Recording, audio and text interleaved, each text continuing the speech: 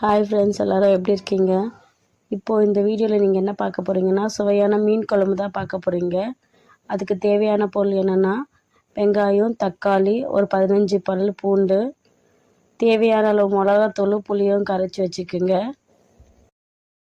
இதில் இப்போ தேவையான அளவு மஞ்சத்தூள், உப்பு, பெருங்காயம் இதெல்லாம் போட்டு ஆட் பண்ணி கரைச்சி வச்சுக்கோங்க. இப்போ அடுப்பு ஆன் பண்ணிவிட்டு எம்டியான கடாய் வச்சுக்கலாம். கடாயில் ஒரு 3 குழிக்கரண்டி எண்ணெய் ஊற்றிக்குங்க. நல்லெண்ணெய் ஊற்றிக்குங்க. அப்போ தான் குழம்பு ரொம்ப டேஸ்ட்டாக இருக்கும். எண்ணெய் நல்லா காஞ்சதுக்கப்புறம் 1 ஸ்பூன் கடுகு, 1/2 ஸ்பூன் வெந்தயம் ஆட் பண்ணிக்கலாம். வெந்தயம் நல்லா பொன்னிறமாக ஆனதுக்கப்புறம் இது கூட வெங்காயமும் பூண்டும் சேர்த்துக்கலாம். வெங்காயம் பொன்னிறமாக ஆனதுக்கப்புறம் இது கூட தக்காளி ஆட் பண்ணிக்கலாம். தக்காளியும் வெங்காயம் நல்லா மேட்ச் ஆகிற அளவுக்கு வதக்கணும்.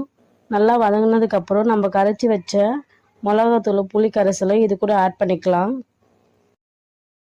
மிளகாத்தூள், புளி கரைசலை ஊற்றுனதுக்கப்புறம் ஒரு 25 நிமிஷம் நல்லா பாயில் பண்ண விடுங்க.